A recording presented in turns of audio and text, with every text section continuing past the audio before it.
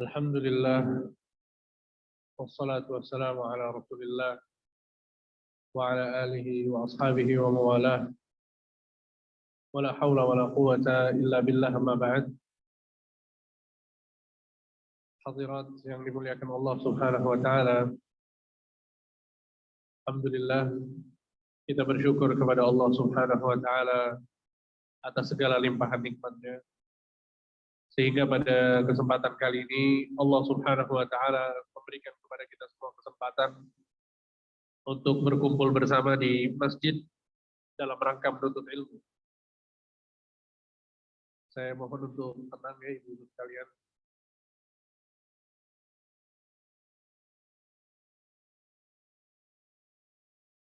Saya mohon untuk tenang.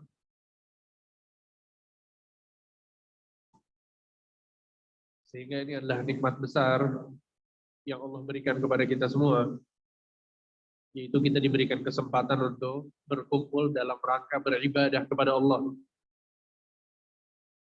Ya. Sehingga kita datang ke masjid ini untuk belajar, untuk beribadah kepada Allah. Bukan untuk hal yang lain, bukan untuk perkara-perkara dunia, bukan ingin bertemu dengan temannya, kemudian ingin ngobrol-ngobrol dengan temannya, bukan. Ya, kita datang ke masjid ini untuk belajar.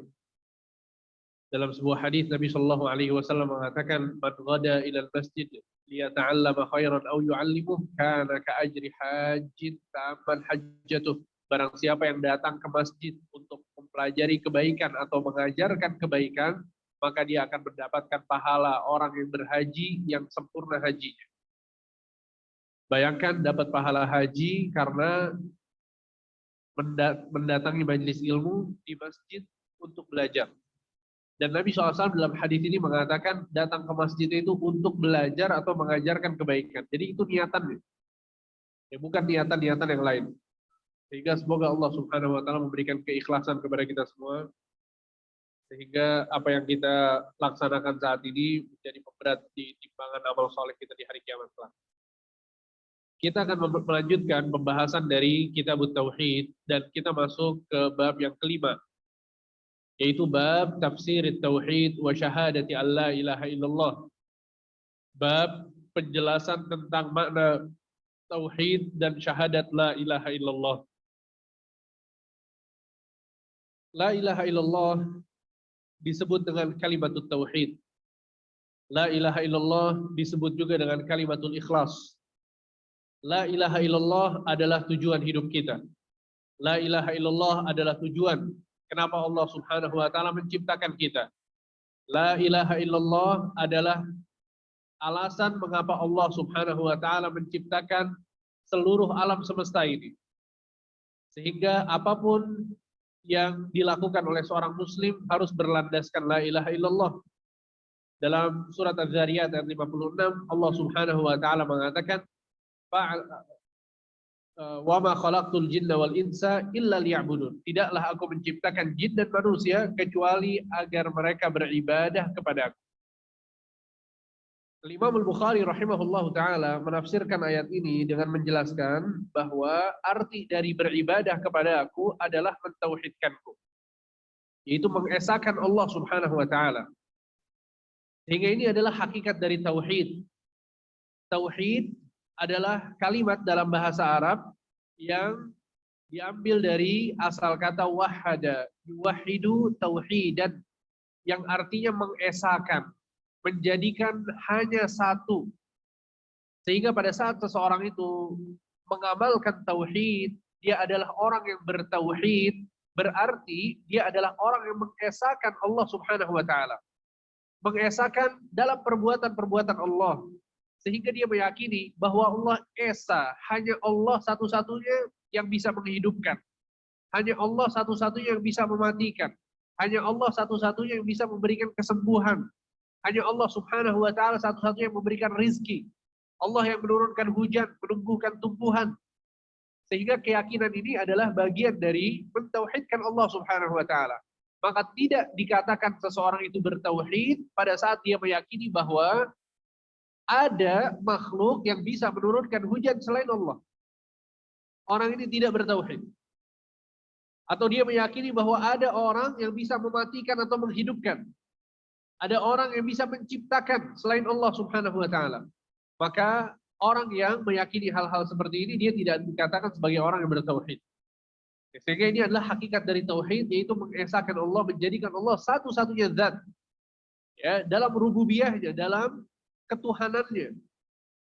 Sebagaimana kita juga meyakini bahwa Allah Subhanahu wa taala adalah satu-satunya zat yang kita tujukan seluruh peribadatan yang kita lakukan.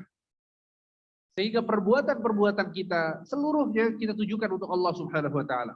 Kita sholat hanya untuk Allah. Kita puasa hanya untuk Allah. Kita sujud hanya untuk Allah.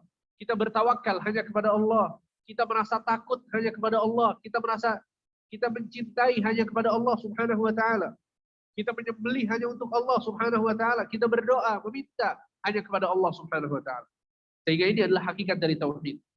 Oleh karena itu Allah Subhanahu wa taala mengatakan, "Qul inna salati wa nusuki wa mahyaya wa mamati lillahi rabbil alamin la syarikalah." Katakanlah wahai Muhammad, sesungguhnya salatku, penyembelihanku, kehidupan dan kematianku untuk siapa?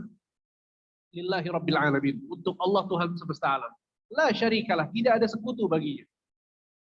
Sehingga ini adalah makna dari tauhid. Dan tauhid adalah sesuatu yang paling berharga yang dimiliki oleh seseorang. Gak ada yang lebih berharga daripada tauhid. Gak ada yang lebih berharga dalam kehidupan kita daripada la ilaha illallah. Sehingga betapa meruginya sebagian orang yang berusaha untuk mendapatkan dunia dengan menggadaikan tauhidnya. Dia dapat kesulitan, dia punya hutang yang banyak misalnya, kemudian dia datangnya malah ke dukun. Mintanya kepada selain Allah. Maka ini menghancurkan tauhid yang ada dalam dirinya. Ya, sebagian orang punya penyakit gak sembuh-sembuh, akhirnya datang ke dukun. Datangnya ke dukun. Minta supaya disembuhkan penyakitnya. Maka dia telah menghancurkan tauhid yang ada dalam dirinya demi mendapatkan kesehatan. Ya. Dan pada akhirnya dia tidak mendapatkan agamanya dan tidak juga mendapatkan kesehatan yang dia dambakan. Justru dia terjerumus dalam kesyirikan dan menghancurkan tauhid yang ada di dalam dirinya. Sehingga tauhid adalah perkara yang paling mahal, yang paling berharga yang kita miliki. Sehingga seseorang tidak boleh yang menggadaikan tauhidnya untuk perkara-perkara yang lain. Sehingga semua orang berusaha untuk hidup di atas la ilaha illallah. Semua orang berusaha untuk hidup di atas tauhid. Dan Nabi Muhammad SAW dakwahnya secara keseluruhan adalah menyeru kepada kalimat la ilaha illallah. Nabi SAW pada saat beliau berdakwah di Makkah, beliau masuk ke jalanan-jalanan di Makkah, bertemu dengan orang-orang, kemudian bertemu dengan orang-orang di pasar, ya, di jalanan-jalanan kecil yang ada di kota Makkah. Nabi SAW mengatakan kepada mereka, "Qulu la ilaha illallah tuflihu." Ucapkanlah la ilaha illallah, niscaya kalian akan beruntung. Ucapkanlah la ilaha illallah, niscaya kalian akan selamat. Ini yang selalu didakwahkan oleh Nabi Shallallahu Alaihi Wasallam. Sampai pada saat pamannya dalam kondisi sakit keras, dalam kondisi sakaratul maut, Nabi SAW datang kepada pamannya. Kemudian Nabi SAW mengatakan kepadanya, "Ya ammi, qul la ilaha illallah kalimatan uhaju laka fiha indallah." Wahai pamanku, pamannya Abu Thalib, yang selama hidupnya membela Nabi Shallallahu Alaihi Wasallam, tapi tidak juga masuk ke dalam Islam, tidak mau mengucapkan la ilaha illallah. Di akhir hayatnya dibujuk sama Nabi SAW, "Wahai pamanku, katakan la ilaha illallah." Maka ucapan ini akan aku jadikan sebagai pembelaan terhadapmu di hadapan Allah Subhanahu Wa Taala. Allahu Akbar. Lihat, dia cuma perlu ya mengucapkan la ilaha illallah, itu akan menyelamatkan dirinya dengan syarat-syarat yang nanti akan kita sebutkan tentunya. Maksudnya adalah bahwa Nabi Shallallahu Alaihi Wasallam di akhir hayat pamannya masih berjuang agar pamannya mengucapkan la ilaha illallah, supaya dia mati di atas la ilaha illallah. Begitu juga pada saat Nabi Shallallahu Alaihi Wasallam mengunjungi tetangganya yang beragama Yahudi. Nabi SAW mengunjungi dan orang Yahudi ini masih kecil, ya masih muda sekali. Dan dia sedang bersama ayahnya. Kemudian Nabi SAW datang kepadanya, menjenguknya, menunjukkan akhlak yang luar biasa. Kemudian Nabi SAW melihat ya anak muda ini dalam kondisi sudah sekarat, dalam kondisi sudah sakit parah. Maka Nabi SAW mengajak ya anak muda ini untuk mengucapkan la ilaha illallah. Ucapkan la ilaha illallah. Diajak untuk bersyahadat, masuk ke dalam agama Islam. Sampai akhirnya si anak ini menoleh kepada ayahnya. Dia merasa ingin mengikuti apa yang dianjurkan oleh Nabi SAW, tapi gak enak ada ayahnya. Maka ayahnya mengatakan kepada sang anak, ya bunayya ati' Abul Qasim, wahai anakku, ikutilah anjuran dari Abul Qasim, maksudnya Nabi Muhammad SAW. Akhirnya dia pun mengucapkan 2 kalimat syahadat dan wafat setelah itu. Nabi SAW mengatakan, Alhamdulillahilladzi anqadhahu minan nar. Segala puji bagi Allah yang telah menyelamatkannya dari api neraka. Sehingga lihat bagaimana Nabi SAW sangat memperjuangkan kalimat ini. Sangat memperjuangkan kalimat tauhid. Sehingga pada kesempatan kali ini, kita akan mempelajari tafsir dari kalimat tauhid sebagaimana yang dijelaskan oleh Syekh Muhammad bin Abdul Wahab di dalam kitabnya Kitabut Tauhid. Perlu kita pahami terlebih dahulu bahwa kalimat la ilaha illallah memiliki 2 rukun. Kalimat la ilaha illallah memiliki 2 rukun. Sehingga kalimat la ilaha illallah ini dibangun di atas 2 pondasi ini. Rukun maksudnya adalah bagian yang terkuat untuk menopang sebuah bangunan. Bagian terkuat untuk menopang sebuah bangunan itu disebut dengan rukun. Maka rukun dari la ilaha illallah itu ada 2. Yang pertama adalah nafi. Yang pertama adalah nafi atau peniadaan. Yang pertama adalah nafi dalam bahasa Arab, dalam bahasa Indonesianya peniadaan. Dan yang kedua adalah isbat. Yang kedua adalah isbat. Yang artinya menetapkan.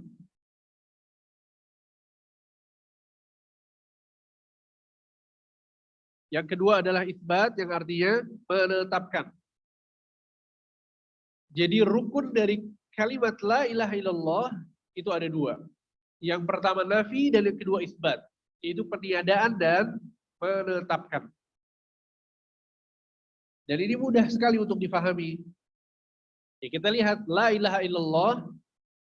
Rukun yang pertama adalah la ilaha. Itu adalah rukun yang pertama. La ilaha adalah rukun yang pertama yaitu nafi atau peniadaan. Adapun illallah maka ini rukun yang kedua yaitu isbat atau menetapkan.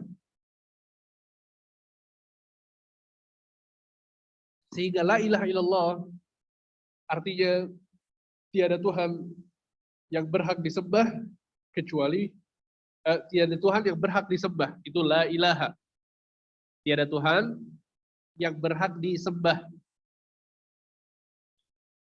Kita meniadakan ya Tuhan-Tuhan yang berhak disembah. Ini maksud dari rukun yang pertama. Bahwa kita membatalkan seluruh peribadatan. Ya, membatalkan seluruh peribadatan kepada Tuhan-Tuhan yang ada di muka bumi ini. Kita batalkan semua. Kita katakan bahwa la ilaha, tidak ada Tuhan yang berhak disembah. Kemudian kita datangkan rukun yang kedua yaitu isbat atau menetapkan illallah. Sehingga illallah adalah rukun yang kedua. Illallah artinya kita menetapkan bahwa yang berhak disembah hanya Allah Subhanahu wa taala. Sehingga kita meninggalkan seluruh peribadatan yang ada dan kita hanya beribadah kepada Allah. Kita meninggalkan seluruh peribadatan, seluruh Tuhan, siapapun Tuhannya. Baik Nabi yang dijadikan Tuhan, atau Ustadz yang dijadikan Tuhan, atau hewan yang dijadikan Tuhan, matahari, bulan, bintang yang dijadikan Tuhan, itu semuanya kita tiadakan. Kita batalkan. Kita ingkari semuanya. Kita kufur kepada Tuhan-Tuhan tersebut. Kemudian kita tetapkan peribadatan hanya untuk Allah Subhanahu wa taala.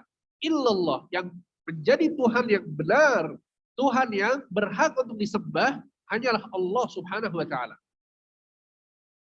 Sehingga ini yang disebutkan oleh para ulama tentang tafsir dari kalimat tauhid la ilaha illallah, bahwa la ilaha illallah memiliki dua rukun. Yang pertama adalah nafi dan yang kedua adalah isbat, yaitu peniadaan dan menetapkan bahwa kita meniadakan seluruh sesembahan selain Allah. Tidak ada Tuhan yang berhak disembah. Kemudian kita menetapkan bahwa hanya Allah Subhanahu wa taala yang patut untuk menjadi Tuhan dan disembah oleh seluruh makhluk.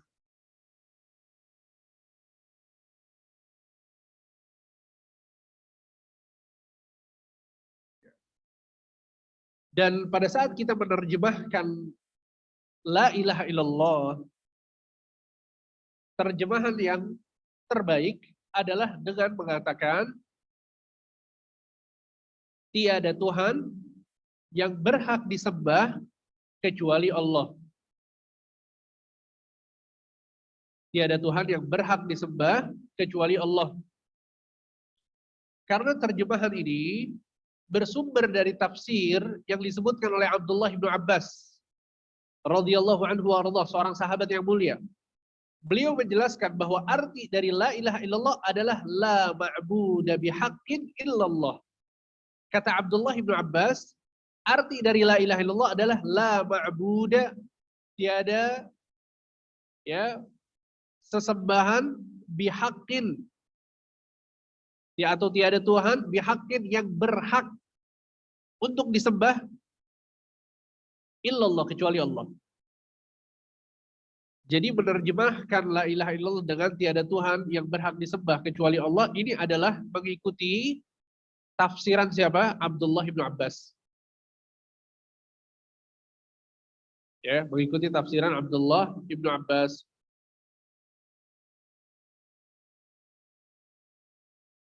Kita akan melihat penjelasan dari penulis, dalil-dalil yang beliau sebutkan ya untuk menjelaskan bab ini. Dalil yang pertama adalah surat Al-Isra ayat 57. Surat Al-Isra ayat 57.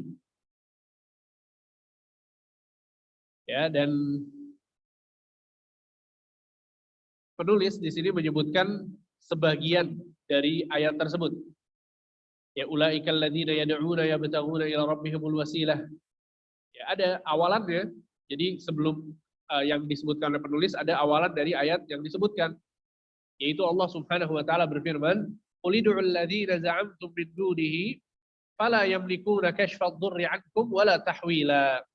Kata Allah, ya, serulah mereka yang kalian anggap sebagai Tuhan selain Allah, serulah mereka, berdoalah kepada mereka. Fala yamlikuna kashfa ad-durri 'ankum wala tahwila. Sesungguhnya mereka tidak memiliki kekuasaan untuk menghilangkan mara bahaya dari kalian, dan mereka tidak pula bisa memindahkan mara bahaya tersebut. Ya, jadi ini pengingkaran yang isinya adalah menantang. Ya, jadi Allah mengatakan, "Qulidu," katakanlah, serulah mereka. Maksudnya Allah bukan menyuruh mereka untuk berdoa kepada selain Allah, bukan ya. Tapi Allah ingin menjelaskan tantangan kepada mereka. Coba kalau kalian menyuruh kepada mereka, apakah mereka bisa? Mereka tidak akan bisa, kata Allah. Kemudian kata Allah, "Ulaikal ladzina yad'un yabtaghuna ila rabbihimul wasilata ayyuhum aqrab wa yarjuna rahmatahu wa yakhafuna 'adzabah inna 'adzaba rabbika kana mahdzura." Kata Allah, sesungguhnya orang-orang yang mereka berdoa kepada mereka itu, Tuhan-Tuhan yang mereka seru itu, mereka sendiri mencari jalan kepada Tuhan mereka. Siapa di antara mereka yang lebih dekat kepada Allah? Mereka mengharapkan rahmatnya dan takut akan azabnya. Sesungguhnya azab Tuhan kalian adalah sesuatu yang harus ditakuti. Ya, sehingga di sini Allah ingin menjelaskan bahwa orang-orang musyrikin, sebagian dari mereka itu menyembah orang-orang soleh. Ya, sebagian orang-orang musyrikin itu menyembah orang-orang soleh. Di antara mereka ada yang menyembah malaikat. Dan kita tahu bahwa orang-orang soleh dan para malaikat ini beribadahnya kepada Allah. Sehingga di sini Allah katakan bahwa Tuhan yang kalian anggap Tuhan itu, mereka juga berdoanya kepada Allah. Contohnya seperti Nabi Isa alaihissalam. Nabi Isa alaihissalam disembah oleh siapa? Oleh orang-orang Nasrani. Dianggap sebagai Tuhan. Maka kita meyakini bahwa Nabi Isa alaihissalam beribadahnya kepada Allah. Nabi Isa alaihissalam mentauhidkan Allah. Ya, Nabi Isa bahkan mengatakan, Innallaha Rabbi wa Rabb, wa'budullaha Rabbi wa Rabbakum. Sembahlah Allah yang merupakan Tuhan aku dan Tuhan kalian. Ya, sehingga di sini Allah Subhanahu wa taala menjelaskan bahwa mereka, ya Tuhan-Tuhan selain Allah ini, mereka tidak bisa menghilangkan mara bahaya. Ya, karena mereka adalah makhluk. Mereka nggak punya kekuatan untuk menghilangkan mara bahaya. Bahkan tidak bisa juga untuk memindahkan mara bahaya tersebut. Ya, kemudian Allah menjelaskan bahwa mereka itu adalah orang-orang yang senantiasa beribadah kepada Allah. Maksudnya Tuhan yang dianggap Tuhan ini. Yarjuna rahmatahu wa yakhafuna azabah. Mereka berharap rahmat dari Allah dan takut dari azab Allah Subhanahu wa taala. Ya. Sehingga di dalam ayat ini, ya, di dalam ayat ini Allah Subhanahu wa taala meniadakan Tuhan-Tuhan selain Allah. Meniadakan Tuhan-Tuhan selain Allah dan menetapkan bahwa Allah Subhanahu wa taala adalah Tuhan yang berhak untuk disembah. Ya, sehingga ayat ini menjelaskan tentang tafsir dari la ilaha illallah. Tadi kita sebutkan bahwa la ilaha illallah itu ya, di dalamnya ada peniadaan untuk Tuhan-Tuhan selain Allah dan juga menetapkan Allah sebagai Tuhan yang berhak untuk disembah. Nah, di dalam ayat ini juga demikian. Ya, jadi Allah Subhanahu wa taala meniadakan kemampuan atau sifat ketuhanan kepada orang-orang yang disembah oleh sebagian orang musyrikin tersebut. Kemudian Allah menyatakan bahwa justru mereka menyembahnya hanya kepada Allah. Sehingga ini adalah tafsir dari kalimat la ilaha illallah.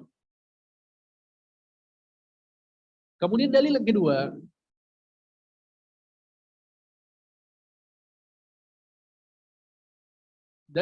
adalah surat Zukhruf ayat 26 dan 27.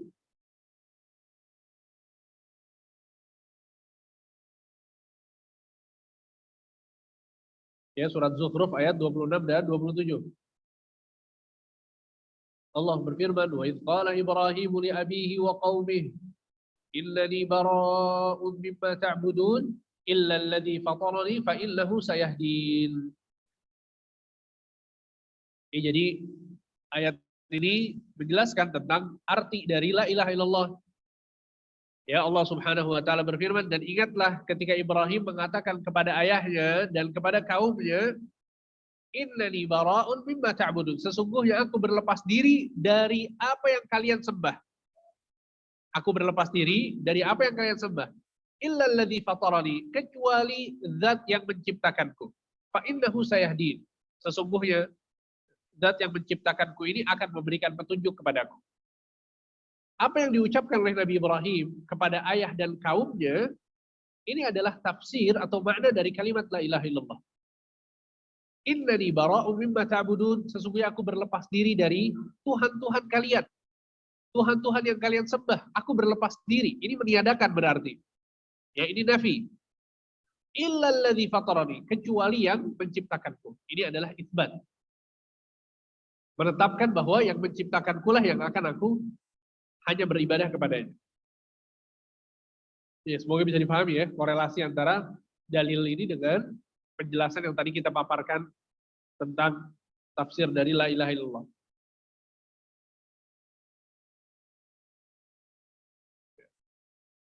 Kemudian dalil yang berikutnya adalah surat At-Taubah ayat 31. Surat At-Taubah ayat 31. Ya, Allah Subhanahu wa taala berfirman, ittakhadhu ahbarahum wa ruhbanahum arbaba min dunillah wal masih ibn Maryam wa ma umiru illa liya'budu ilaha wahida la ilaha illa huwa subhanahu amma yusyrikun. Kata Allah Subhanahu wa taala, mereka menjadikan orang-orang alim dan rahib-rahib mereka sebagai Tuhan selain Allah. Ya, wal Masih ibn Maryam, dan mereka juga mempertuhankan Al-Masih putra Maryam. Ya, kemudian kata Allah, padahal mereka hanya diperintahkan untuk menyembah Allah yang esa. Tiada Tuhan yang berhak disembah selain Ia, Maha suci Allah dari apa yang mereka persekutukan. Ya. Di sini Allah Subhanahu wa taala menjelaskan tentang kesesatan orang-orang Nasrani yang mempertuhankan siapa? Nabi Isa alaihi salam. Lihat, ya, Allah Subhanahu wa taala menyatakan bahwa ini adalah akidah yang salah, akidah yang berbahaya. Dan subhanallah, sebagian dari kaum muslimin bertoleransi dalam hal yang dilarang di dalam Islam, dalam perkara agama mereka. Ya, apalagi di hari-hari ini, ya, di akhir tahun, pada saat mereka merayakan di tanggal 25 Desember, maka kita nggak boleh ikut merayakan hari perayaan mereka. Ya, dan kita tidak boleh juga untuk mengucapkan selamat dalam hari perayaan mereka. Kenapa demikian? Karena ini ranahnya adalah ranah agama. Kita dibolehkan oleh Islam untuk bertoleransi kepada orang-orang non-muslim. Ya, bahkan kita dianjurkan untuk menunjukkan akhlak yang baik kepada mereka. Sebagaimana yang tadi kita sebutkan, Nabi SAW menjenguk orang Yahudi. Pada saat sakit dijenguk oleh Nabi SAW. Ini toleransi yang luar biasa. Bahkan Allah Subhanahu wa taala memerintahkan kaum muslimin yang memiliki ayah atau ibu yang masih kafir untuk berbuat baik kepada mereka. Walaupun mereka kafir, walaupun mereka non-muslim, tetap wajib berbuat baik. Wa in jahadaka ala an tusyrika bima laysa laka bihi ilmun fala tuti'huma wa sahibhuma fid dunya ma'rufa. Kata Allah, kalau mereka, orang tua kalian, itu memerintahkan kalian untuk berbuat syirik, maka jangan diikuti. Wa sahibhuma fid dunya ma'rufa. Tapi berikanlah kebaikan kepada mereka pada saat di dunia. Lihat. Kalau ranahnya sudah masalah agama, sama Allah nggak boleh taat. Tapi kemudian Allah ingatkan, berbuat baiklah kepada mereka di dunia. Disuruh berbuat baik sama Allah Subhanahu wa taala. Jadi Islam ini agama yang sangat toleransi. Islam itu sangat menjunjung tinggi toleransi. Akan tapi kalau ranahnya sekali lagi sudah masalah agama, maka kita nggak boleh ikut-ikutan. Kita nggak boleh mengucapkan selamat. Ya, apalagi tentang akidah mereka yang sangat menyimpang. Allah Subhanahu wa taala mengatakan, wa qalu ittakhadha ar-rahmanu walada laqad ji'tum syai'an idda takadu as-samawati yatafattarna minhu wa tanshaqqu al-ardu wa takhirru al-jibalu hadda an da'u lir-rahmani walada. Mereka mengatakan, kata Allah, sesungguhnya Ar-Rahman memiliki anak. Ar-Rahman maksudnya Allah memiliki anak. Ini keyakinan mereka. Kemudian kata Allah, laqad ji'tum syai'an idda, sungguh kalian telah mengucapkan perkataan yang sangat besar. Sangat besar bagi Allah Subhanahu wa taala. Ya, penghinaan untuk Allah bahwa Allah memiliki anak. Kemudian kata Allah, takadu samawati yatafattarna minhu, hampir saja langit ini pecah, bumi terbelah dan gunung-gunung runtuh. Kenapa? Alam semesta hancur, anda'u lirrahmani walada, karena mereka mengatakan bahwa Ar-Rahman memiliki anak. Wa ma yanbaghi lirrahmani an yattakhidha walada, dan tidak boleh, tidak mungkin kata Allah bagi Allah untuk memiliki anak, enggak mungkin. Lihat betapa marahnya Allah sampai alam semesta akan hancur, tiba-tiba kita datang ke mereka kemudian mengucapkan selamat. Ya, jadi nggak boleh. Sehingga kita harus meletakkan segala sesuatu pada tempatnya. Kita nggak boleh ikut-ikutan dalam perkara agama, tapi kita berbuat baik kepada mereka. Ya, sebagaimana tadi disebutkan, menjenguk pada saat mereka sakit. Ya, pada saat mereka adalah tetangga kita, kita perhatikan. Ya. Kemudian kita tidak menzalimi mereka sama sekali. Bahkan kita boleh memberikan hadiah kepada mereka. Bahkan kita boleh juga untuk menerima hadiah dari mereka. Ya, sehingga maksudnya adalah bahwa seorang muslim ya harus berhati-hati. Harus berhati-hati tentang tauhid dan agama Islamnya. Sehingga maksudnya adalah bahwa di dalam ayat ini, ya surat At-Taubah ayat 31, Allah Subhanahu wa taala menyebutkan kemungkaran yang dilakukan oleh orang-orang musyrikin, bahwa mereka menjadikan orang-orang alim di antara mereka, rahib-rahib mereka itu sebagai Tuhan. Bahkan Allah menyebutkan di antara kemungkaran dan kesyirikan yang dilakukan oleh orang-orang musyrikin adalah mereka menjadikan Nabi Isa sebagai Tuhan. Mereka menjadikan Nabi Isa sebagai Tuhan. Jadi itu juga sebuah kemungkaran yang besar. Jadi kita nggak boleh ya, ibu-ibu sekalian hati-hati. Tapi sebagian orang nggak enakan. Ustaz, dulu pas Lebaran dia ngucapin selamat. Masa pas Natal kita nggak mengucapkan? Ya, maka sekali lagi kalau ranahnya adalah agama nggak usah. Ya, tidak usah kita mengucapkan sebagaimana tadi kita jelaskan. Baik, kemudian ya, jadi dalil ini juga menjelaskan tentang tafsir dari kalimat tauhid, karena dalam ayat ini Allah Subhanahu wa taala meniadakan sesembahan-sesembahan selain Allah, kemudian menetapkan bahwa yang patut dan berhak disembah hanya Allah Subhanahu wa taala.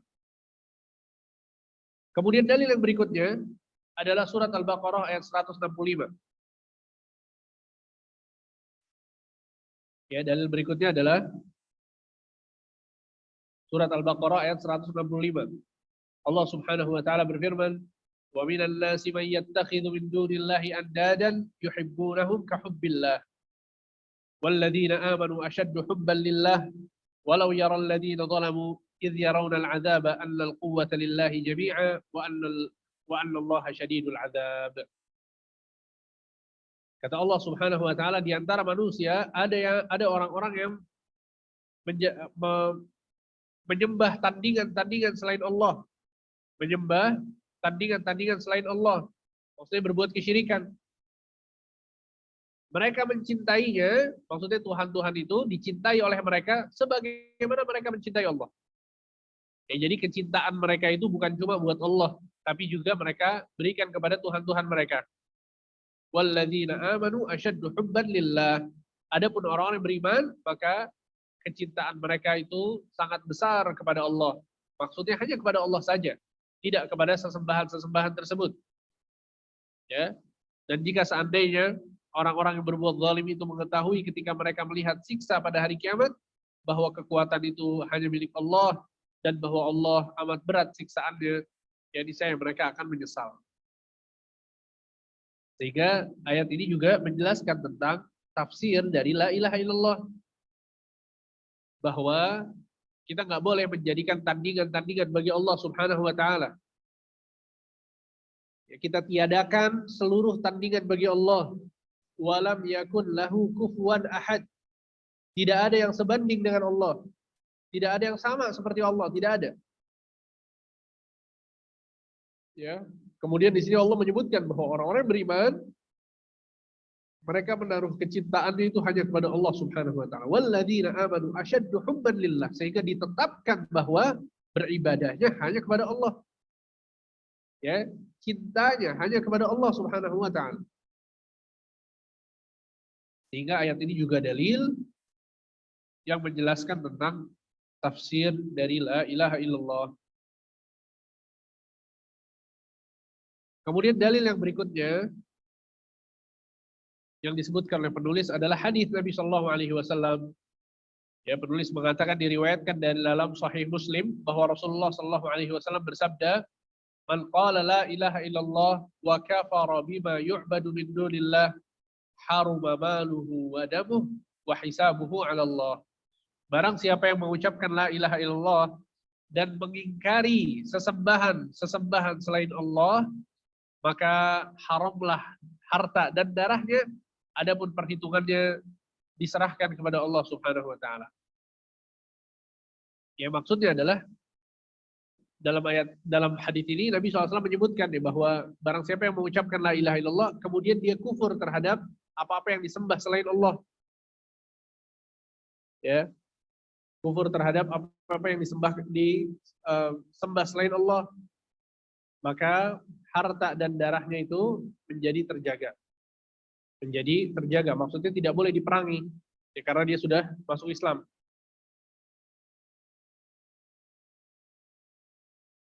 Dan ini adalah keutamaan yang luar biasa ya, bahwa ucapan la ilaha illallah itu menjadikan orang yang tadinya kafir yang sedang diperangi itu menjadi haram darahnya. Sebagaimana yang dikisahkan oleh Usamah bin Zaid, bahwa Usamah pernah berperang.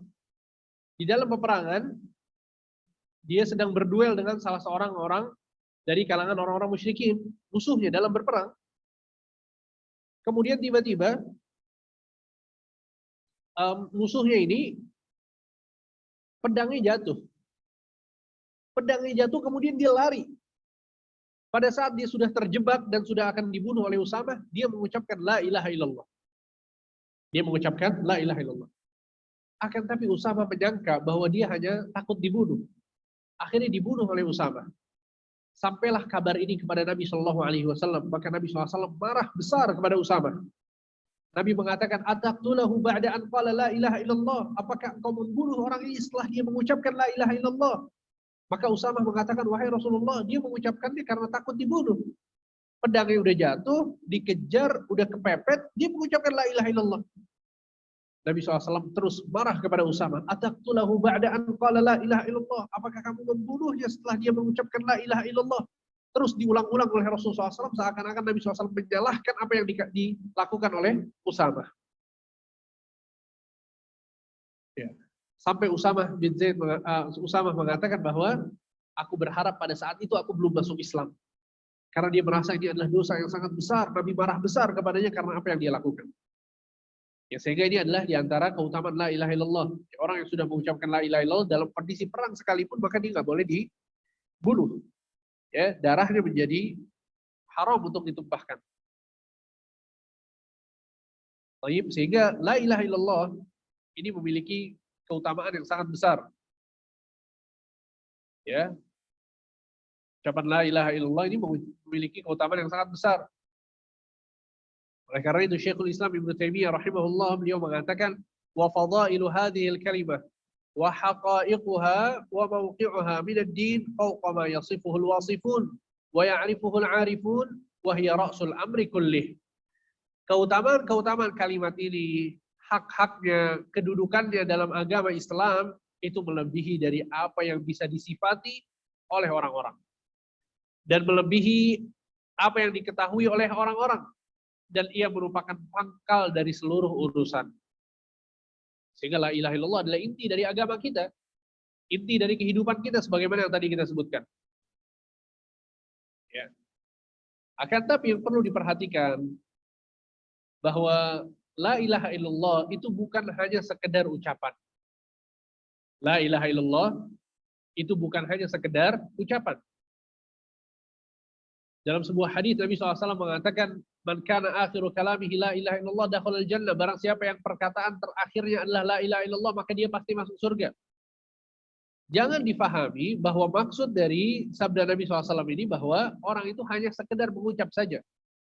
Karena kalau cuma sekedar mengucap, maka orang-orang munafik, mereka adalah orang-orang Islam. Karena mereka mengucapkan la ilaha illallah. Tapi ternyata itu tidak bermanfaat bagi mereka. Sehingga ucapan saja itu tidak cukup. Ya. Al-Hasan al-Basri rahimahullah, beliau pernah ditanya. Ya, orang-orang mengatakan bahwa barang siapa yang mengucapkan la ilaha illallah pasti akan masuk surga. Dia bertanya, apakah benar seperti itu? Maka Al-Hasan al-Basri mengatakan, "Man qala la ilaha illallah fa'adda haqqaha wa fardaha dakhala al-jannah." Barang siapa yang mengucapkan la ilaha illallah lalu dia menunaikan hak dan kewajibannya, konsekuensinya, maka dia yang masuk surga. Ya, jadi ada konsekuensi dari la ilaha illallah, bukan cuma sekedar mengucap. Kemudian ada seseorang yang bernama Al-Farazdaq. Al-Farazdaq sedang menguburkan istrinya. Istrinya wafat terlebih dahulu, kemudian dikuburkan oleh Farazdaq. Maka Al-Hasan bertanya kepadanya, "Ma a'dadta li hadzal yaum?" Apa yang kau siapkan untuk kematianmu nanti? Maka Farazdaq mengatakan, "Asyhadatu an la ilaha illallah mundu 70 sana." Syahadat la ilaha illallah selama 70 tahun aku sudah persiapkan. Maka Al-Hasan mengatakan, "Ni'mal uddah." Betapa baiknya persiapan tersebut. Kemudian kata beliau, "Lakin akan tetapi la ilaha illallah syurutan." Sesungguhnya la ilaha illallah itu memiliki syarat-syarat. Fa iyyaka wa qadhful muhsanat. Maka hendaknya engkau menjauhi penuduh zina wanita yang baik-baik. Ya, maksudnya adalah di sini Al-Hasan yang menyebutkan bahwa la ilaha illallah itu ada syarat-syaratnya, ada konsekuensinya agar dia bermanfaat bagi kita. Kemudian seorang tabi'in yang bernama Wahab bin Munabbih, beliau juga pernah ditanya, ya, bukankah kunci surga itu adalah la ilaha illallah? Maksudnya la ilaha illallah itu bisa untuk membuka surga? Maka dia menjawab, bala, betul. La ilaha illallah itu kunci surga. Walakin ma min miftahin illa lahu asnan. Akan tapi setiap kunci itu memiliki gerigi. Tahu gerigi kunci ya? Jadi kunci kalau nggak ada geriginya bisa dibuka atau tidak? Tidak bisa. Begitu juga dengan la ilaha illallah. La ilaha illallah kunci tapi harus ada geriginya. Kemudian kata beliau, fa in ataita bi miftahin lahu asnan futihalak wa illa lam yustahlak. Kalau seandainya engkau membuka pintu dengan kunci yang ada geriginya, maka dia bisa bermanfaat, bisa membuka pintu. Tapi kalau tidak ada geriginya, maka dia tidak bisa membuka pintu. Maksud dari gerigi kunci adalah syarat-syarat dari kunci surga la ilaha illallah. Sehingga la ilaha illallah itu ada syarat-syarat yang harus terpenuhi. Ada syarat-syarat yang harus terpenuhi. Ya, kita akan menyebutkan syarat-syarat tersebut. Ya, jadi syarat la ilaha illallah ini ada 7. Syarat la ilaha illallah ini ada 7. Ya, Al-Hafidz Al-Hakami beliau mengatakan al-ilmu wal yaqinu wal qabulu wal inqiyadu fadri ma aqulu as-sidq wal ikhlas wal mahabbah waffaqakallahu lima ahabbah. Ya. 7 syarat ini adalah yang pertama al-yaqin. Yang pertama adalah ilmu. Syarat yang pertama adalah ilmu.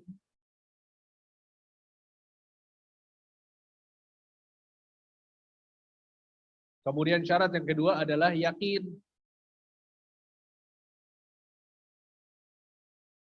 Keyakinan. Kemudian syarat yang ketiga adalah al-qabul, yaitu menerima.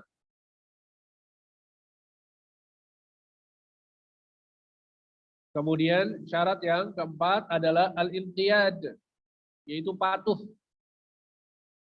Patuh atau tunduk.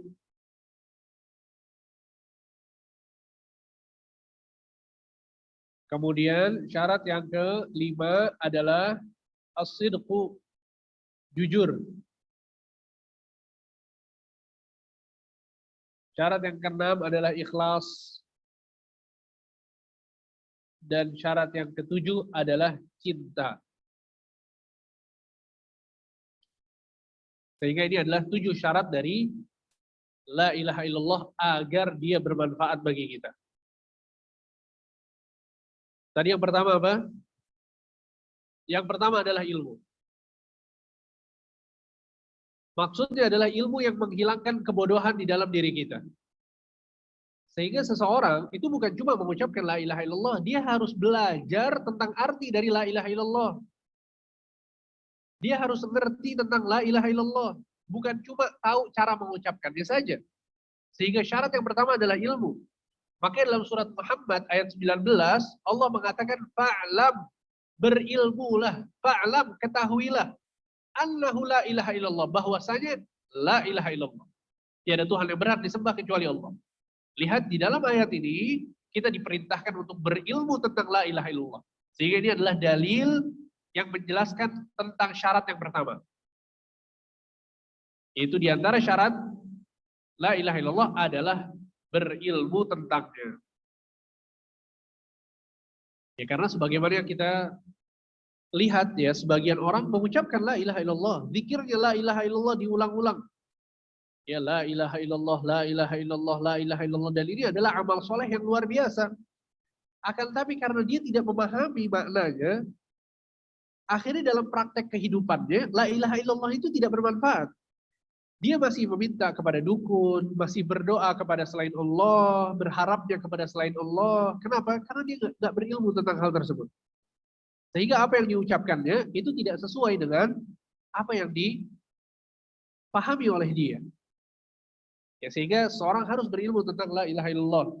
Bahkan dalam sebuah hadis yang sahih diriwayatkan oleh Imam Muslim, Nabi SAW mengatakan, man mata, barang siapa yang mati, wa huwa ya'lamu annahu la ilaha illallah dakhal jannah. Barang siapa yang mati dan dia mengerti, berilmu tentang la ilaha illallah, maka dia pasti masuk surga.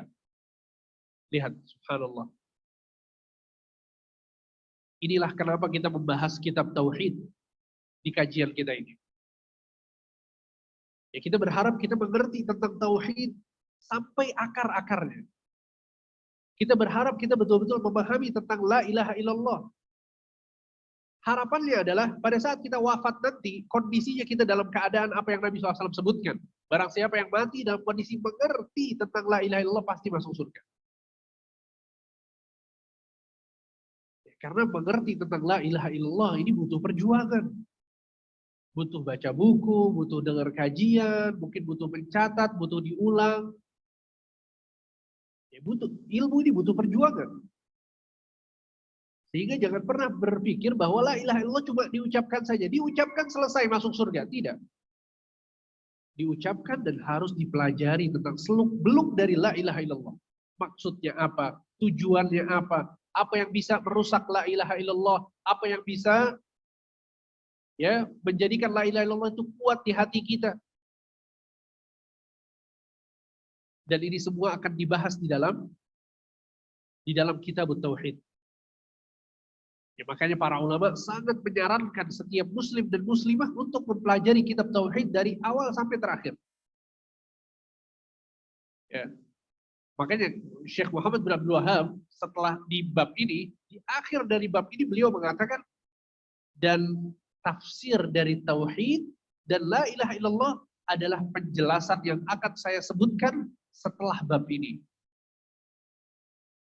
Ya, maka nanti akan disebutkan tentang menyembelih kepada selain Allah, mendatangi dukun, tentang sihir, tentang pakai jimat, itu akan disebutkan nanti semuanya. Jampi-jampi, pelet, dan lain sebagainya itu akan dibahas semuanya. Ya, karena orang yang berilmu tentang la ilaha illallah adalah yang mengetahui tentang tauhid dan mengetahui tentang kesyirikan. Sehingga dia bisa membedakan. Hidupnya betul-betul di atas tauhid dan bersih dari kesyirikan. Sehingga ini adalah syarat yang pertama, yaitu ilmu. Syarat yang kedua, apa tadi? Yakin. Sehingga pada saat kita hidup dengan la ilaha illallah, kita harus meyakini la ilaha illallah. Nggak boleh ada keraguan sedikit pun di dalam hati kita. Nggak boleh ada keraguan sedikit pun di dalam hati kita.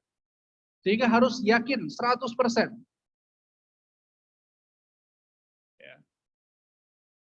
Allah Subhanahu wa taala berfirman dalam surat At-Taubah ayat 45. Kata Allah, "Innama yasta'dzinuka alladziina la yu'minuuna billahi wal yawmil akhir wartabat qulubuhum wa hum fi raibihim yataraddadun." Kata Allah Subhanahu wa taala menceritakan tentang orang-orang munafik. Kata Allah, sesungguhnya orang-orang yang minta izin kepadamu, maksudnya bisa minta izin untuk tidak ikut perang, minta izin kepadamu, mereka hanyalah orang-orang yang tidak beriman kepada Allah dan hari akhir. Dan mereka adalah orang-orang yang ragu. Orang-orang munafik itu ragu, yang nggak yakin. Ya, karena itu mereka selalu bimbang dalam keraguan-raguannya, kata Allah. Ya, jadi orang yang beriman, orang mukmin pada saat dia meyakini tentang la ilaha illallah, dia harus yakin dan tidak ada keraguan di dalam hatinya. Bahwa hanya Allah yang menyembuhkan, hanya Allah yang memberikan rizki, hanya Allah ya, yang kita beribadah kepadanya, kita menyembahnya, kita meminta kepadanya, hanya Allah yang berbuat baik kepada kita. Sehingga keyakinan-keyakinan ini yang menghilangkan keraguan seseorang, dan ini adalah syarat yang kedua. Di dalam sebuah hadis Nabi SAW mengatakan, Ashhadu an la ilaha illallah wa anni rasulullah la yalqallahu bihima abdun ghaira syakid bihima illa dakhalal jannah. Persaksian, aku bersaksi bahwa tiada Tuhan selain Allah dan bahwasanya diriku adalah Rasulullah. Maksudnya dua kalimat syahadat ini. Ya, tidaklah, kata Nabi SAW, tidaklah seorang hamba bertemu dengan Allah membawa dua kalimat ini tanpa ragu, maka pasti dia akan masuk surga. Jadi syahadat ternyata yang bisa memasukkan kita ke dalam surga itu adalah yang tanpa keraguan, yaitu yakin. Kemudian yang ketiga, apa yang ketiga? Al-qabul, yaitu menerima. Ya, tidak menolak. Tidak menolak. Sehingga seseorang itu menerima dengan penuh pasrah. Ya, tanpa menolak, tanpa sombong terhadap kalimat la ilaha illallah. Sebagaimana ini adalah sikap orang-orang kafir. Orang-orang kafir itu mereka tidak mau menerima. Dalam surat Shaffat ayat 35 dan 36 Allah mengatakan innahum kanu idza qila lahum la ilaha illallah yastakbirun. Sesungguhnya mereka orang-orang musyrikin jika dikatakan kepada mereka la ilaha illallah maka mereka menyombongkan diri. Enggak mau menerima. Wa yaquluna illa latariku alihatina li sya'irin majnun. Kemudian mereka mengatakan apakah kami harus meninggalkan sesembahan-sesembahan kami karena seorang penyair yang gila? Maksudnya dari Muhammad, wal'iyadzubillah. Ya, jadi orang-orang kafir, orang-orang musyrik itu nggak mau menerima la ilaha illallah. Mereka menolaknya. Sehingga syarat yang ketiga adalah menerima. Kemudian yang keempat, apa yang keempat? Patuh dan tunduk. Ya, patuh dan tunduk. Apa bedanya antara menerima dengan patuh? Menerima itu amalan hati. Tapi patuh itu amalan badan. Sehingga kepatuhan seseorang itu terlihat dari amal soleh yang dia lakukan. Ya, jadi pada saat dia meyakini la ilaha illallah, maka dia harus patuh dengan konsekuensinya. Berarti dia harus melakukan ibadah. Dia harus meninggalkan hal-hal yang diharamkan oleh Allah Subhanahu wa taala. Ya, meninggalkan kesyirikan, meninggalkan maksiat, meninggalkan dosa-dosa. Ya, sehingga ini adalah konsekuensi dari la ilaha illallah, yaitu patuh dan tunduk. Sehingga tidak meninggalkan kandungannya. Allah Subhanahu wa taala berfirman dalam surat Luqman ayat 22, "Wa man yuslim wajhahu lillahi wa huwa muhsinun faqad istamsaka bil urwatil wuthqa." Dan barang siapa yang menyerahkan dirinya kepada Allah dalam keadaan dia berbuat kebaikan, berbuat ihsan, maka sungguh ia telah berpegang kepada al-urwatul wuthqa, buhul tali yang kokoh. Maksud dari al-urwatul wuthqa atau buhul tali yang kokoh adalah la ilaha illallah. Ya, jadi dia menyerahkan dirinya, kemudian apa? Berbuat baik. Tunduk dan patuh terhadap konsekuensi dari la ilaha illallah. Ya, makanya orang yang masuk ke dalam Islam itu nggak cukup dia cuma masuk ke Islam cuma mengucapkan syahadat, tapi di situ nanti ada sholat, ada puasa, ada zakat, ada berbuat baik, birrul walidain, berbuat baik sama orang tua, ya banyak. Ya tuntutan yang lainnya, bukan cuma mengucapkan syahadat saja. Kemudian yang kelima, apa yang kelima? Jujur. Yang kelima adalah jujur. Nabi SAW mengatakan dalam sebuah hadis, "Ma min ahadin yashhadu an la ilaha illallah wa anna Muhammadar Rasulullah sidqan min qalbi illa harramahu Allahu 'alan nar." Ya, tidaklah seorang itu bersyahadat la ilaha illallah wa anna Muhammadar Rasulullah, tidaklah seorang mengucapkan dua kalimat syahadat sidqan min qalbi, jujur di dalam hatinya, maka Allah akan mengharamkan neraka atasnya. Maksudnya nggak bakal masuk neraka. Dengan syarat apa? Dua kalimat syahadat itu jujur dalam hatinya. Ya. Nah, seperti orang-orang munafik. Orang munafik nggak jujur. Ucapannya tidak sesuai dengan apa yang ada dalam hatinya.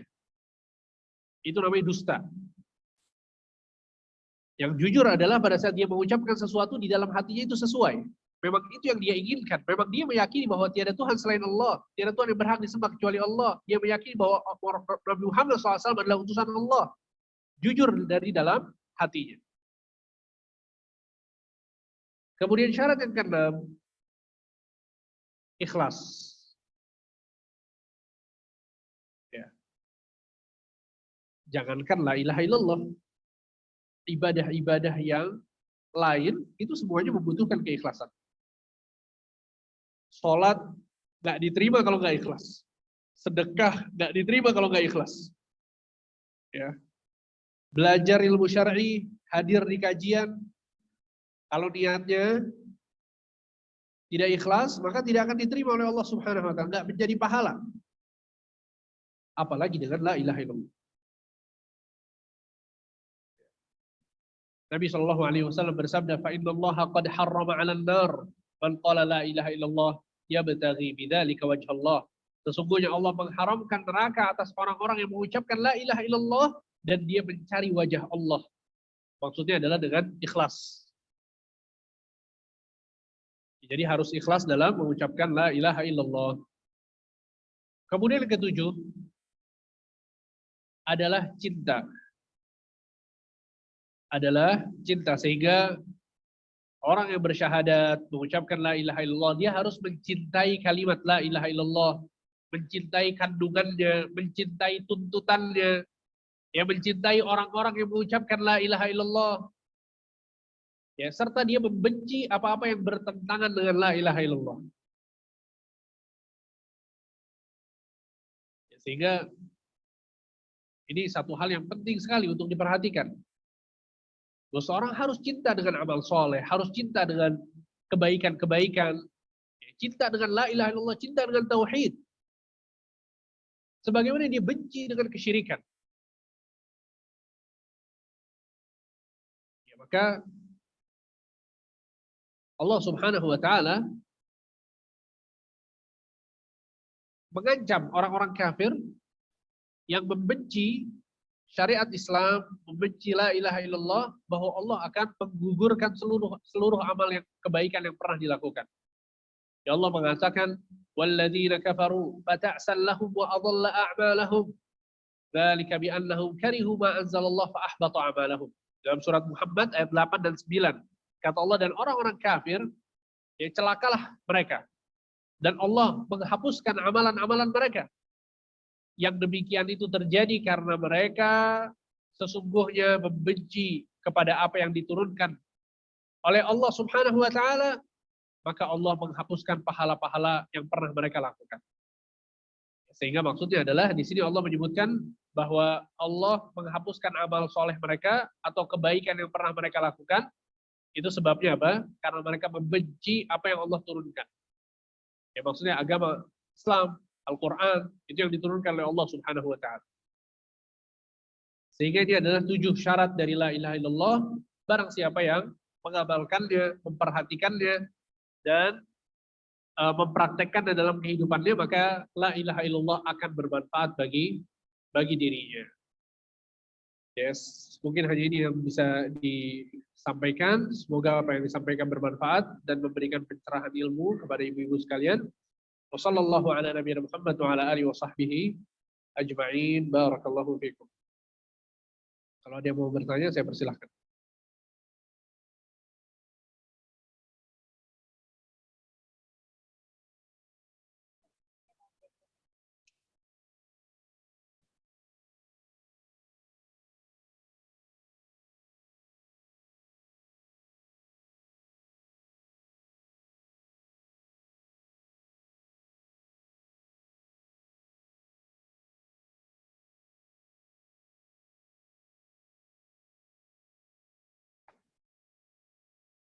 Ini ada yang bertanya, tolong berikan contoh penerapan tauhid dalam sehari-hari. Yes. seperti ketika bekerja di rumah dan lain-lain. Ya, menjadikan apa yang kita lakukan itu untuk Allah Subhanahu wa taala. Itu menerapkan tauhid. Kita mengingat bahwa kehidupan kita ini untuk Allah.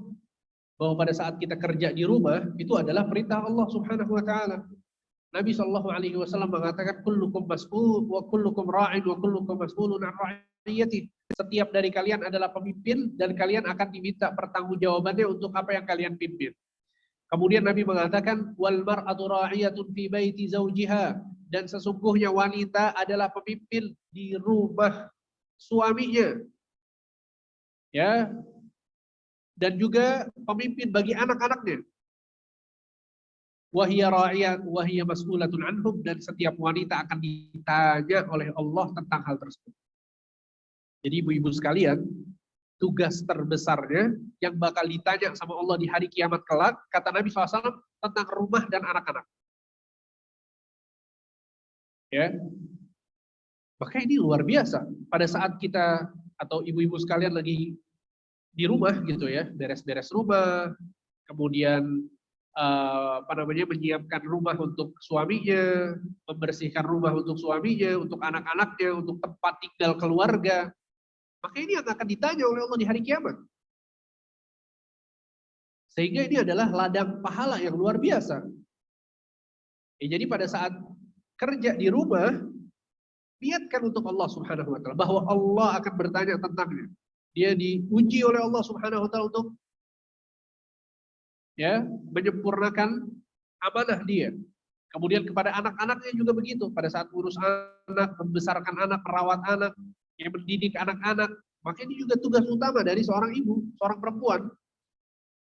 Ya, sehingga kita mentauhidkan Allah dengan meniatkan bahwa ini untuk Allah Subhanahu wa taala. Sambil kemudian dia berdoa hanya kepada Allah, minta pertolongan kepada Allah dalam menyelesaikan urusan-urusan rumah. Ini juga cara menerapkan tauhid dalam keseharian.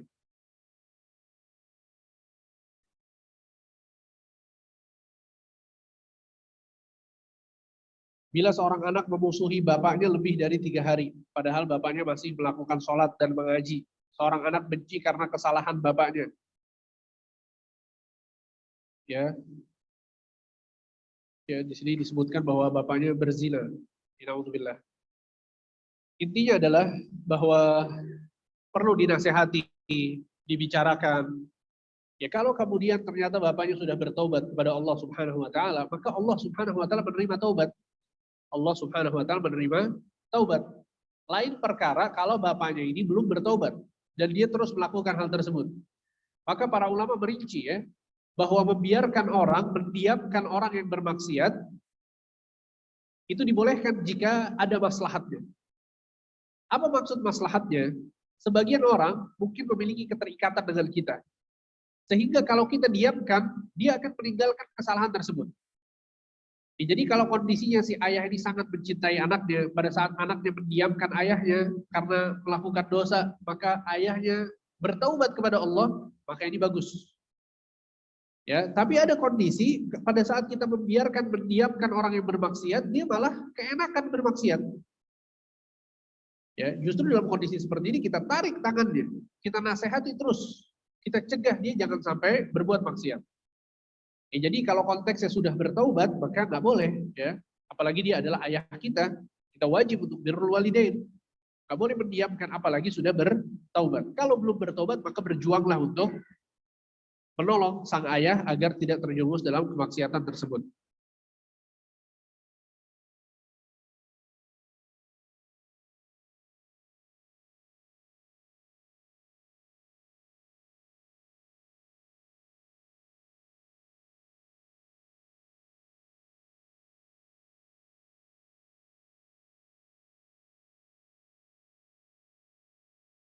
Di daerah kami ketika ada yang meninggal, maka keluarga si mayit dianjurkan untuk membagi-bagikan beras sebanyak 3,5 liter.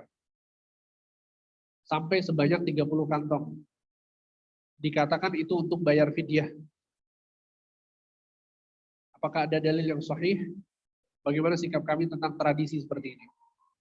Mungkin maksudnya bahwa si mayit ini punya hutang puasa yang dibayarkan dengan fidyah. Mungkin itu maksudnya. Ya karena kalau orang sudah tua atau sakit menahun yang tidak bisa berpuasa lagi, pada saat dia melewati Ramadan dan nggak bisa membayarkan puasanya, ya kemudian dia memiliki kewajiban untuk membayar fidyah. Bisa jadi keluarganya belum membayarkan fidyah sampai dia mati, sampai si mayit ini meninggal. Maka tetap harus dibayarkan fidyahnya. Paham ya?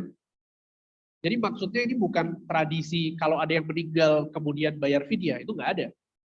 Ya bayar fidyah itu buat yang puasa, buat yang wajib puasa Ramadan tapi nggak bisa untuk berpuasa. Contoh orang yang sakitnya menahun, dia sakitnya nggak bisa puasa sama sekali. Ya, kalaupun Ramadannya nggak puasa, dia nggak bisa mengganti di hari lain. Maka dalam kondisi seperti ini dia bayar fidyah. Allah mengatakan fafidyatun min ta'amin aw shadaqatin aw nusuk atau afwan. Walladzina yutiqunahu fidyatun ta'amu miskin. Ya kata Allah Subhanahu wa taala, dan bagi orang-orang yang sudah tua renta maka mereka wajib untuk membayarkan fidyah sebagaimana ini yang disebutkan oleh Abdullah bin Abbas.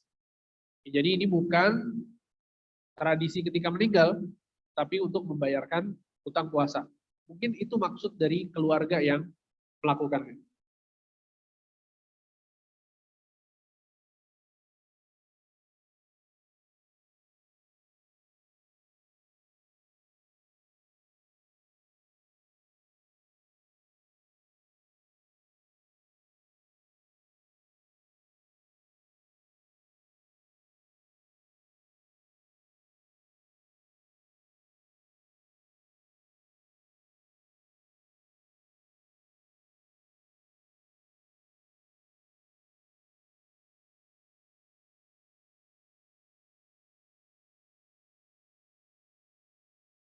Ustadz, dia bertanya ya, bahwa ada ayah seseorang yang sakit, sudah berobat ke dokter tapi belum ada kemajuan. Akhirnya ikhtiar berobat ke kiai yang ada di pelosok dan disuruh bawa foto ayahnya saja. Pasiennya tidak ikut.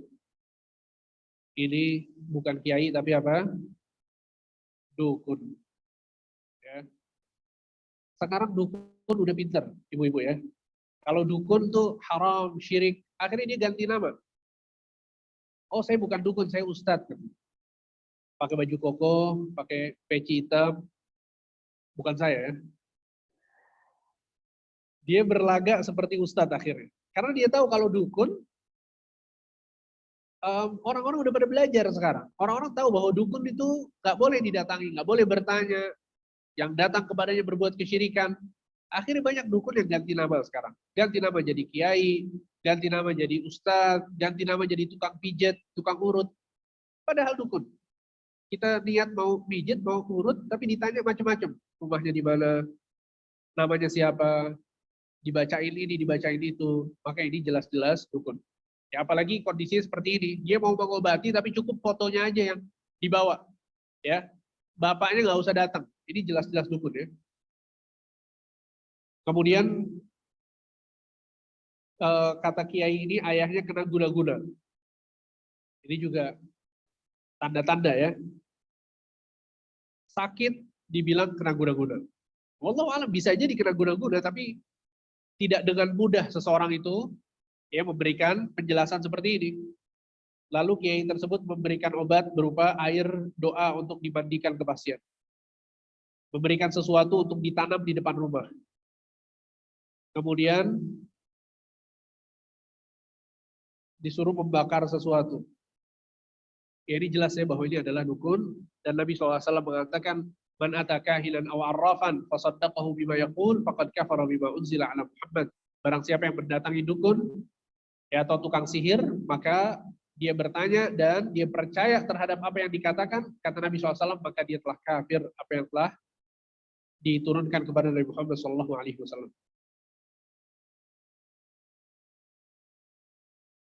Apa hukumnya seorang janda yang menikah tanpa wali karena tidak mendapat persetujuan dari orang tuanya? Nabi Shallallahu Alaihi Wasallam mengatakan, la nikaha illa biwali. Tidak ada nikah yang sah kecuali dengan wali. Kemudian Nabi SAW mengatakan, al-mar'atu la tankihul mar'ata wal mar'atu la tankihu nafsaha illa zaniyata hiya allati tankihu nafsaha. Sesungguhnya tidak boleh perempuan menikahi perempuan yang lain. Nggak boleh, ada wali perempuan itu. Dan nggak boleh seorang perempuan menikahi dirinya sendiri. Kata Nabi, sesungguhnya para pezina mereka yang menikahi diri mereka sendiri. Sehingga kalau kemudian tidak mendapat persetujuan dari orang tuanya, dia harus melihat ya orang tuanya ini apa alasannya, ya, dan kenapa kemudian ada wali? Karena wali itu yang memfilter orang yang datang kepada kita, ya. Wali kemudian yang memperlihat, yang melihat, yang cross check laki-laki ini layak atau tidak, baik atau tidak. Sehingga setiap wanita itu wajib menikah dengan wali. Kalau menikah tanpa wali, maka nikahnya tidak sah.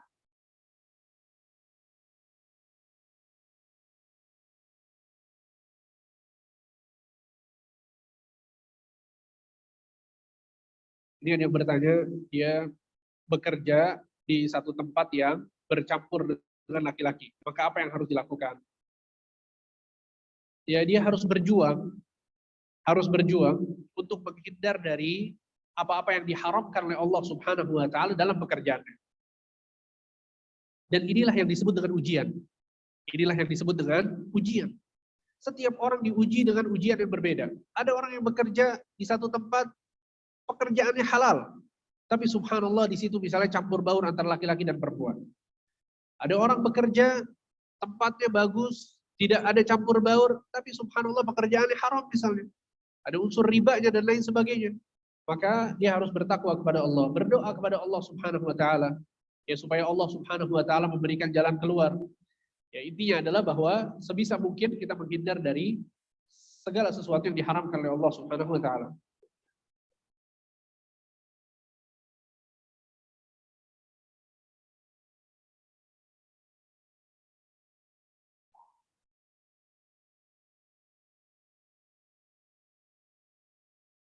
Baik. Ini ada yang bertanya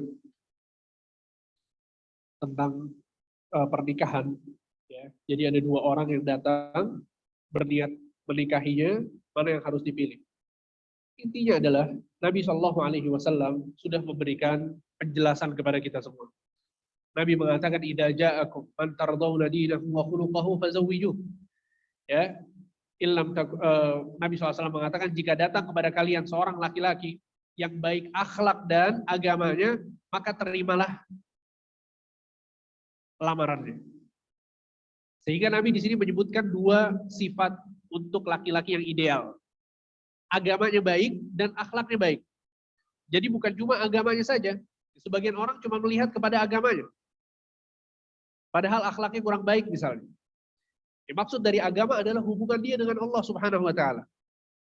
Ya, sholatnya, puasanya, suka sedekah, birrul walidain, bakti dia kepada kedua orang tuanya. Ya. Maka itu adalah ciri dari laki-laki yang ideal, yang Nabi SAW menganjurkan untuk menerima pada saat orang ini datang. Nabi tidak mengatakan, ya, orang ini apakah dia kotanya berbeda kota atau tidak. Karena ini pertanyaannya, yang satu dia beda kota dari kota yang jauh dan dia belum menikah. Yang satu lagi dekat tapi sudah memiliki istri yang pertama. Jadi ini pilihannya. Ya. Sehingga sekali lagi yang Nabi Shallallahu Alaihi Wasallam anjurkan adalah yang baik agama dan akhlaknya. Ini yang Nabi SAW sebutkan.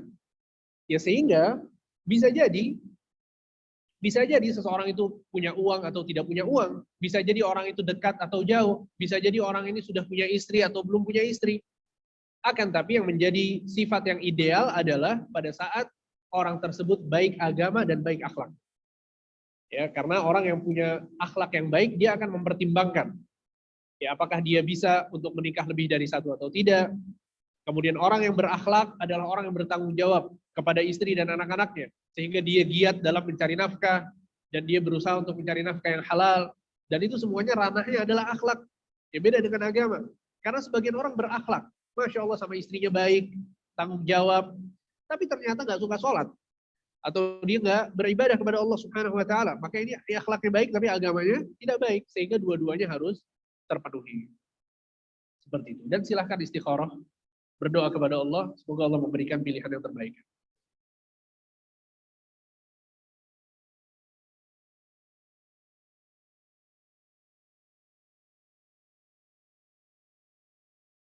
Bagaimana apabila saat sakaratul maut tidak sempat mengucapkan la ilaha illallah?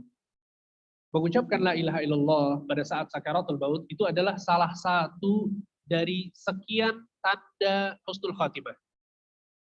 Sehingga itu bukan satu-satunya tanda husnul khatimah. Jadi kita nggak bisa mengatakan yang tidak mengucapkan la ilaha illallah berarti husnul khatimah. Tidak bisa mengatakan itu. Paham ya?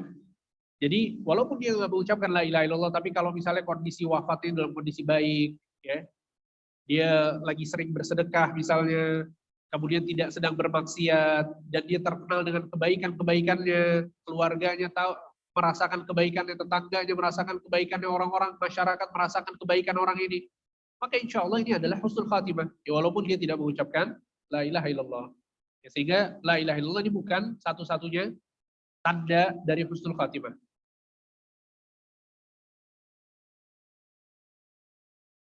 Baik, ya, setelah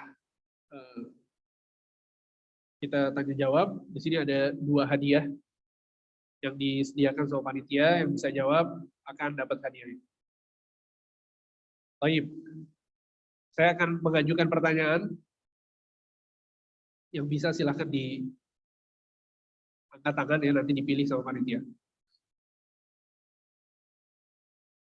Sebutkan dalil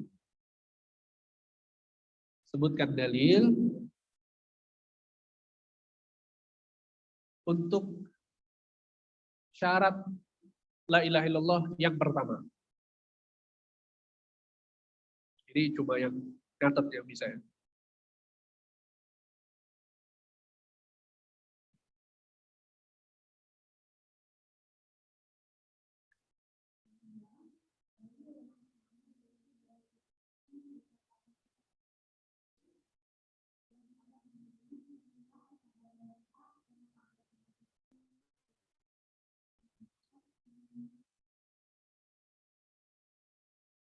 Bukan Bu ya. Syarat yang pertama dari 7 syarat la ilaha illallah. Syarat yang pertama dari 7 syarat la ilaha illallah itu ada dalil yang disebutkan tadi. Apa dalilnya?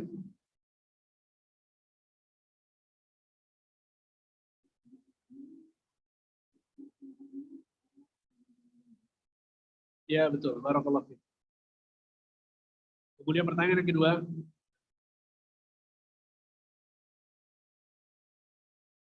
sebutkan 7 syarat la ilaha illallah.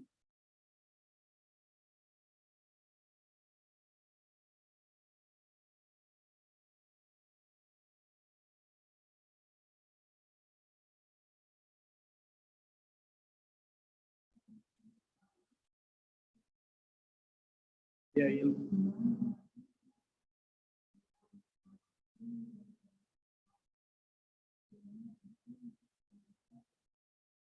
Ya betul. Barakallahu fiikum. Semoga yang disampaikan bermanfaat. Wassallallahu ala nabiyina Muhammad wa ala alihi wa sahbihi ajma'in. Insyaallah kita bertemu lagi pada pertemuan yang akan datang. Barakallahu fiikum. Kita tutup dengan doa kafaratul majlis. Subhanakallahumma wa bihamdika asyhadu an la ilaha illa anta astaghfiruka wa atubu ilaik. Wassalamualaikum warahmatullahi wabarakatuh.